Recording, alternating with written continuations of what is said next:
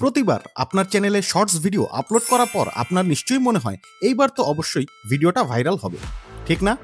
প্রথম কয়েক ঘন্টা ভিডিওটায় 1000-এর উপর ভিউজ আসে এবং যখনই আপনার মনে হতে থাকে যে ভিডিওটা এবার ভাইরাল হবে, ঠিক তখনই এই গ্রাফটা পুরোপুরি স্ট্রেইট লাইন হয়ে যায়। এই ক্ষেত্রে আপনার মনে হতে পারে যে ইউটিউবের অ্যালগরিদম কি আসলেই ছোট চ্যানেলগুলোর বিরুদ্ধে, অথবা এর চেয়েও ভয়ঙ্কর, আপনাকে কি শ্যাডো ব্যান্ড করা হয়েছে? প্রশ্নটা হলো, শর্টস ভিডিওগুলো শুরুতে খুব স্ট্রংলি পারফর্ম করে অ্যান্ড দেন সাডেনলি ট্যাঙ্ক। এই ক্ষেত্রে আপনাকে শর্টস ভিডিওর অ্যালগরিদমটা সম্পর্কে মোটামুটি একটা ধারণা থাকলেই চলবে। So you have these seed audiences. The seed audience will try and be like, it's not really that much interest, and then you'll see it drop suddenly. Timing এবং কনসিস্টেন্সি হলো এটার সবচেয়ে বড় ক্রুশিয়াল ফ্যাক্টর। ইউটিউবের shorts ভিডিওর algorithm খুবই টেম্পারামেন্টাল, তাই video upload করার ক্ষেত্রে আপনি যদি টাইমিংয়ে একটু গড়বড় করেন তাহলেই এই ধরনের সমস্যা হওয়ার সম্ভাবনা খুব বেশি। ওকে, সম্ভবত আপনি এই ধরনের শর্টস ভিডিও গ্রাফের সাথে খুব ভালো মতো পরিচিত। প্রথম কয়েক ঘন্টায় খুব বেশি কিছু ঘটে না, তারপর আবার ফ্ল্যাট হয়ে যেতেও সময় লাগে না। কয়েক মাস আগে পর্যন্ত এটা নিয়ে আমার তেমন একটা ধারণা ছিল না, আর আমি ভাবছিলাম ছোটদের জন্য হয়তো এটা নিয়তি। তারপর আমি রেডিটে একজন এক্সপার্টের এক্সপ্লেনেশনটা দেখলাম, যিনি নিজেও একজন বড় একটি কোম্পানির ডেটা সায়েন্টিস্ট। এই এক্সপ্লেনেশন অনুসারে YouTube shorts algorithm consist of 2 stages, explore and exploit. আর এখানে সিড অডিয়েন্সের বেশ ভালো রকম একটা গুরুত্ব রয়েছে। If you're a smaller channel, we want to get you a seed audience. Like if we don't know a ton about you, like let's say you're just starting out, we want to get that as fast as possible. If you're a really small channel, it may take a little bit of time for you to get that seed audience and ramp it. এই দুজন কিন্তু random কোনো expert নন, তারা actual YouTube employee. ওই Reddit পোস্টে explore এবং exploit stage দুটোকে multi armed bandit system বলা হয়েছে।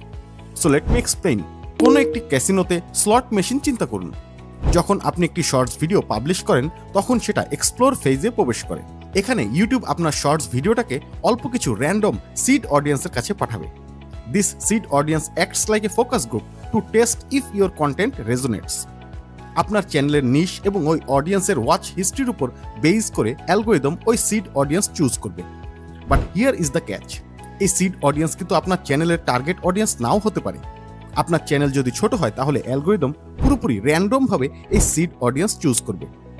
ইউটিউব এমপ্লয়িরাও এই থিওরিটাকে সাপোর্ট করে। If you're a really small channel, it may take a little bit of time for you to get that seed audience and ramp it. আর এখানেই ওই casino slot মেশিনের one armed ব্যান্ডিটের কথাটা আসে। যদি ইউটিউব পারফেক্ট সিড অডিয়েন্স খুঁজে পায় তাহলে আপনি স্লট মেশিনে জ্যাকপট পাবেন। যদি এটা ঘটে, আমি আবারও বলছি, যদি এটা ঘটে থাকে তাহলে অ্যালগরিদম নেক্সট ফেজে যাবে exploit. The shorts video will get more exposure and send up more widely. The seed audience will try and be like, it's not really that much interest, and then you'll see it drop suddenly. আর যদি initial seed audience engage না হয় তাহলে নিশ্চিতভাবে shorts ভিডিওটা প্রয়োজনীয় momentum পাবে না। আর তারপর অ্যালগরিদম। ইউটিউবের এমপ্লয়ীদের এক্সপ্লেনেশনটাই শুনুন। I think also for creators, we're used to impressions, click-through rates, and that doesn't exist in the feed. And so those views feel to me like more like impressions than traditional views. That's right. I think that especially creators starting out, I think a lot of those early views, they're sort of very like exploratory. Yeah. Long form ভিডিওগুলোতে যেসব data রয়েছে, যেমন impressions, click through rates, shorts ভিডিওতে কিন্তু এগুলো নেই। আসলে shorts video দেখার ক্ষেত্রে পরের ভিডিওটা কি আসবে সেটা কিন্তু একজন ভিউয়ার চুজ করেন না, ইউটিউবের অ্যালগরিদম চুজ করে। তাই ইমপ্রেশন এখানে ততটা গুরুত্বপূর্ণ নয় যতটা না ভিউজ। তাই একটা ব্যাপার নিশ্চিত থাকুন, impressions test long form content, views test shorts video, specially যখন সেটা প্রথম রিলিজ হয়। আর তাই আপনাকে কয়েকটা ট্রিক্স অবশ্যই মনে রাখতে হবে শর্টস ভিডিওর ক্ষেত্রে। আপনার টার্গেট অডিয়েন্স নিয়ে আপনি রিসার্চ করুন এবং খুঁজে বের করুন কোনটা তাদের স্যাটিসফাই করতে পারে। আপনি টেক্সট, ভিজুয়ালস, এডিটিং দিয়ে তাদের ইন্টারেস্টের সাথে ম্যাচ করতে পারেন। এটা আপনার সিড অডিয়েন্সকে খুঁজে পেতে অ্যালগরিদমকে হেল্প করবে। আপনি ইউটিউবের অ্যানালিটিক্সের মাধ্যমেই খুঁজে পেতে পারেন আপনার অডিয়েন্সরা কখন অনলাইনে থাকেন।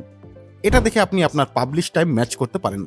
আপনাকে জানতে হবে অডিয়েন্সরা আপনার শর্টস ভিডিওটা সোয়াইপ অ্যাওয়ে করার আগে তাদেরকে হুক করতে পেরেছেন কিনা। ইউটিউবের বিভিন্ন অ্যানালিটিক্স এই ক্ষেত্রে আপনাকে সাহায্য করতে পারে, তাই সেটা নিয়েও একটু রিসার্চ করা দরকার। And last but not the least, আমার মনে হয় এটা সবচেয়ে বেশি important, passions is always YouTube virtue. আপনি যত বেশি ভিডিও আপলোড করবেন আপনার দক্ষতা এবং স্কিল তত বেশি বাড়বে, আর স্কিল যত বেশি হবে ভিডিওগুলোর পারফরমেন্স ভালো হওয়ার সম্ভাবনা তত বেশি। তাই ধৈর্যের কোনো বিকল্প নেই। শর্টস অ্যালগোরিদম নিয়ে এই কথাগুলোই আজকে বলার ছিল। তারপরও আরও ডিপ ডাইভ যদি করতে চান তাহলে নিচে কমেন্ট করে জানাতে পারেন। So good bye for today, Allah হাফেজ।